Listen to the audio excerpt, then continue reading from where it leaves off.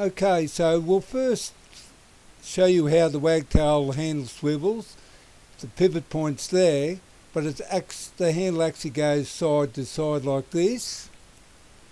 And what we've done is got a Concavex disc like this one, and as you can see there's a little notch in it here, and we'll show you in a second why that's there. And it goes on like this here on the handle. You get the notch and you put in a little groove just there on the end of the handle like that, and you can use it like that, drill a hole of course, but if you want to have it on the other end of the handle, you just put the notch in the groove there and drill a hole there, and you can use it like that then.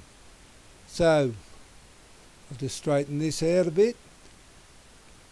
And anyway, now we have the disc on, and you can see that it's actually swiveling on the point. That's with it on the end like that. And this one, we have the shorter version.